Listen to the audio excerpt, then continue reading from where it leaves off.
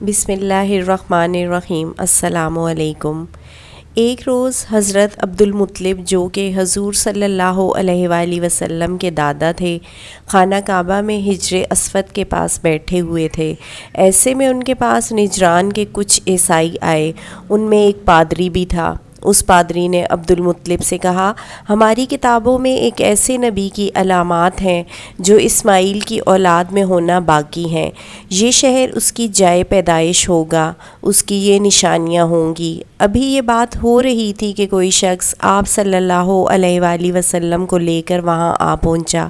پادری کی نظر جو ہی آپ پر پڑی، وہ چونک اٹھا۔ آپ کی آنکھوں، گھر اور پیروں کو دیکھ کر وہ چلا اٹھا، وہ نبی یہی ہیں، یہ تمہارے کیا لگتے ہیں؟ عبدالمطلب بولے، یہ میرے بیٹے ہیں۔ اس پر وہ پادری بولا، تب یہ وہ نہیں، اس لیے کہ ہماری کتابوں میں لکھا ہے کہ اس کے والد کا انتقال اس کی پیدائش سے پہلے ہو جائے گا۔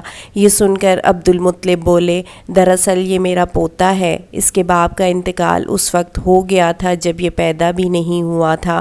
اس پر پادری بولا، ہاں یہ بات ہوئی نا، آپ اس کی پوری حفاظت کریں۔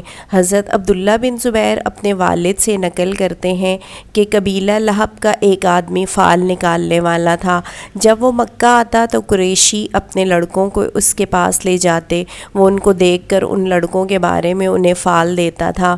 حضرت زبیر کہتے ہیں کہ ابو طالب کے ہمراہ باقی لڑکوں کے ساتھ حضور صلی اللہ علیہ وآلہ وسلم بھی تشریف لائے، جبکہ آپ صلی اللہ علیہ وآلہ وسلم ابھی لڑکے تھے۔ اس فال والے نے ایک نظر آپ کو دیکھا، پھر اپنے کام میں مصروف ہو گیا۔ جب فارغ ہوا تو کہنے لگا کہ اس لڑکے کو میرے پاس لاؤ۔ جب ابو طالب نے اس کے حرص کو دیکھا تو آپ صلی اللہ علیہ وآلہ وسلم کو غائب کر دیا، اور وہ فال والا پکارنے لگا، تم ہلاک ہو جاؤ، اس لڑکے کو میرے پاس لے آؤ جسے میں نے ابھی دیکھا تھا۔ اللہ کی قسم، ضرور اس لڑکے کی عظیم شان ہوگی۔ ابو طالب آپ صلی اللہ علیہ وآلہ وسلم کو لے کر چلے گئے۔